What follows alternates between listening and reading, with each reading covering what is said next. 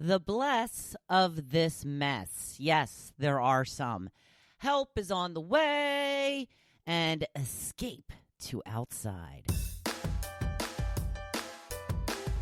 Welcome to the Hopefulist, a daily talk show hosted by veteran broadcaster Wendy McClure. Join Wendy each day as she shares her life lessons that transformed her from perpetual pessimist to the ultimate hopefulist. The perfect morning show to get you caught up on the day's top stories while sharing insights that will lead to positive transformation and bring out the hopefulist in you.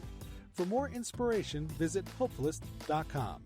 And now, here's your host and hopefulist, Wendy McClure. Well, hello there, and welcome to a Thursday. People, we are making it through day by day. It is March 26th, 2020, day 193 of Gotta Get On Ellen. Are you ready? The countdown is on. We've got 2 more days until lasagna. That's right. 2 more days until lasagna time. I can't tell you how excited I am. It's actually literally bringing me to tears right now. I got something stuck in my throat right in the middle of that sentence. That's why I hesitated just a tad too long. So let me try and work that out. So I'm very excited about my lasagna. I think you can tell. What is it that you're excited about? What is it that you have been looking forward to all week long? I'm going to talk a little bit about eating habits in a little bit. It was the topic that I put up yesterday, and I have been very tempted to go off my regular eating plan. And really not much has changed in my life. So I'm going to, like I said, get into this a little bit more. But the one thing that has kept me on track is the thought of lasagna on Saturday. Because I think at this point, if I veer off course and I start eating whatever I want, then I won't feel like I deserve the lasagna in the same way. And I'm going to just speak about this now because I'm afraid I'm going to forget when I'm talking about the topic. Here's the other big bonus of sticking with, at least for me, my regular eating plan. I have all the food ready and somewhat prepared for my regular eating plan. I made sure to buy enough of it. I have everything ready to go for my meals that I have throughout the day.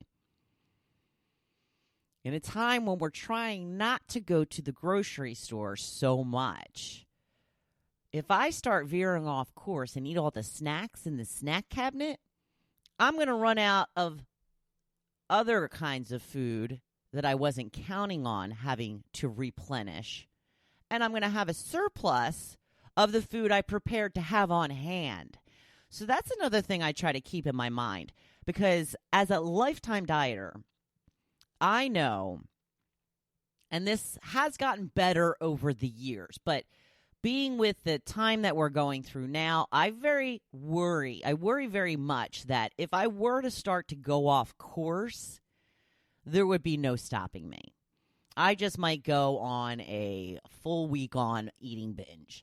And I don't want to do that, 1, for my weight. 2, it's just not healthy. And 3, like I said, the supply factor and the money factor. I have all of my regular food here ready to go. Bought, paid for, somewhat prepped. It's all good. But if I start eating grilled cheeses and chips and I'm going to have to go back to the store, buy more cheese, more bread. You know what I mean? You get what I'm saying, right? So that's another thing that has kind of kept me on the straight and narrow. So whatever it is that can help you maybe rein yourself in a little bit, think about the economics of it, the financials.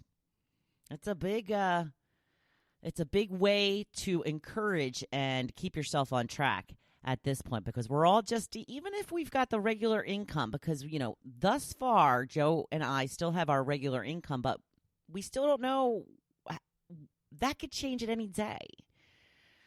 So we're all pinching our pennies a little bit more than usual, some more than others. Some have lost their income, which is, terrible. I'm going to get into this in the blog post. But yes, the stimulus package has passed in the Senate. It goes back to the House today. I feel it's likely to pass pretty quickly. And then they're saying they're going to hopefully get these stimulus checks in the mail by the first week or so in April. So hang on. Help is on the way. It is forecasted to be a bright, sunny, somewhat warm day here at the Jersey Shore. At the shore. Here we go. 55, mostly sunny and pleasant. Yesterday, miserable. Not only was it raining on and off throughout the day, but we had horrific winds. I mean, they were brutal. It blew the cover right off our grill, which, by the way, we have cement blocks on each side of the grill to hold the cover on. The wind blew the blocks off. Well, one block off, and then that caused the one side to come off, and so it was kind of flapping in the wind. So I had to go out there in the wind and the rain and try and fix that, and it was insane. It was insane.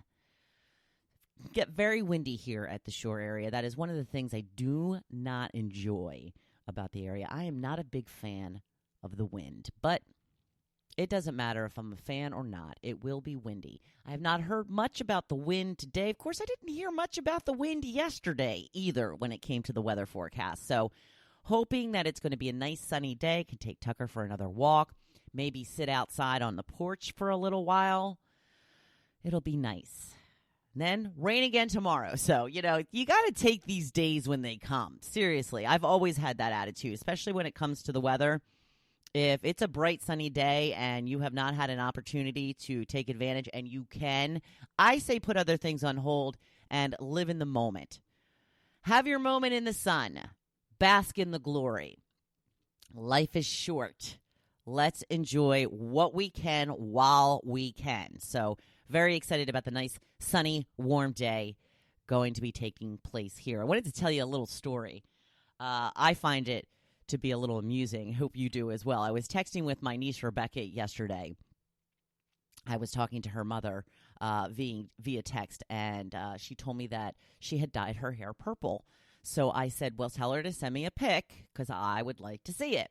So she did send me a picture, and then she prefaced it with, okay, I don't have any good pictures right now because I haven't worn makeup in a week and I'm looking a little rough.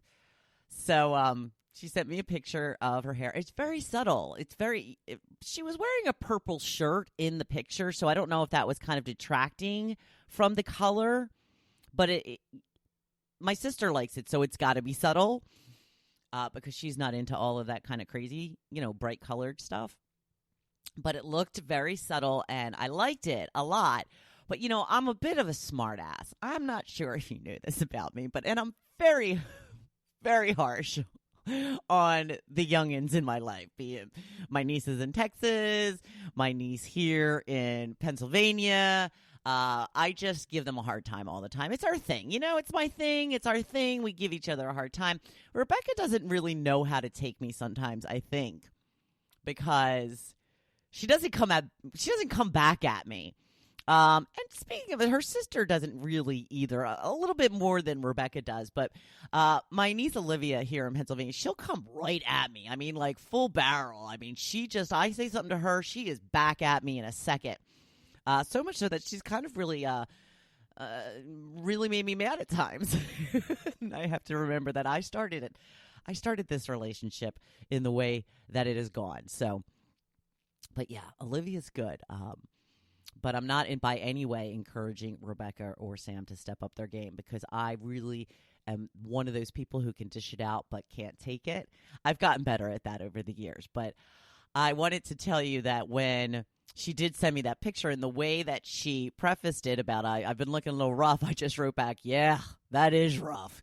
Then, of course, I followed up with, you are so freaking adorable, which she is. And it was so nice because, she's 17. And I don't remember the last time I saw her without a face full of makeup, which, these young people, I guess it's YouTube videos and all this, they just so know how to do their makeup. I mean, I could barely get a straight line across my eyelids when I was their age, and they've got like model-looking makeup.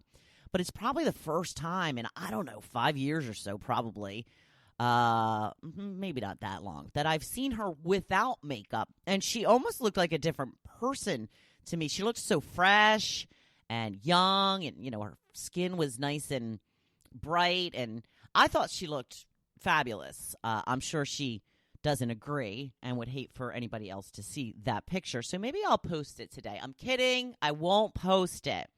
But this text conversation reminded me of one that I had with her back in April of last year when I had gone to visit all of them in Texas. I was with my sister in the car. We were going. They do this in Texas. I don't think they do this around here. She can go pick up lunch for her somewhere and take it to the school and drop it off. Or, she came out and got it. I don't think they do that here. So we were at the drive-thru at Chick-fil-A, and for some reason, my sister said, just text Rebecca and let her know that we're in line getting her lunch, and that when she borrowed my debit card yesterday, she never returned it. Luckily, I have some cash to pay for the Chick-fil-A. So for some reason, I picked up her phone. So Rebecca thinks the text is from her mother. So I did what she said. I said, we're in line at Chick-fil-A. We should be there in 10, 15 minutes. And by the way, make sure you bring me back my debit card, biatch. And she wrote back, oh my gosh, I'm so sorry. I completely forgot. And then apparently she screenshotted that text, sent it to her sister, and said, what is up with Mom? She just texted me this. I think she's hanging out with Aunt Wendy a little too much. So then, of course, I told her later I was the one texting, which, of course, did not come up as much of a surprise. But, yeah, you have fun. It's about having fun. Sometimes I'm a little too much. I know that. But you know what? All in all, I think I'm pretty worth it. Some would say, I don't know, delightful. Some would not use that word. I choose to use the word delightful. I find myself to be completely delightful. All right, on to today's topic. Let me find it because I've gotten into a couple of new groups in the last couple of days, and there's just notification after notification, and it's making me harder. It's making it a little bit harder for me to find some of my stuff as easily as I have in the past, and now I've wasted enough time that I've been able to find it. So thank you for giving me a little time to ramble on. You're used to that, right? I wanted to talk to you about, which of course I just mentioned a little bit ago. Are you trying to keep a healthy eating plan or worry about it after quarantine? Just be like, you know what? It's just like one big month-long snowstorm, and I'm just going to go to town and just not worry about it right now. I've got too many other things to worry about. I get both scenarios. Like I said, I've been trying to keep up with my regular healthy eating plan. I give myself off on most weekends. I've been trying to lose some weight, so I've been trying not to be as bad on the weekends. I think that this weekend I'm just not going to worry about it. It's been tough for me to, honestly, it's been tough for me to stay on course, and really nothing has changed for me. And I think the reason that I'm, wanting to grab a handful of chips or maybe have an adult beverage on a weeknight when I don't typically is because it's the power of suggestion. I'm just seeing so many other people talking about it. I'm going to have a glass of wine, or I'm going to have a beer, or all these jokes flying around. Did you see the one about the once the quarantine is over, does my 600-pound life, the TV show, just contact me, or do I have to get in touch with them? So, some of them are so funny. So I think a lot of it has to do with me and just the power of suggestion. So being that nothing has really changed for me and it's hard for me to stay on course, I can understand how hard it would be for those who are now stuck at home, who are not used to that, how it would be even more challenging. So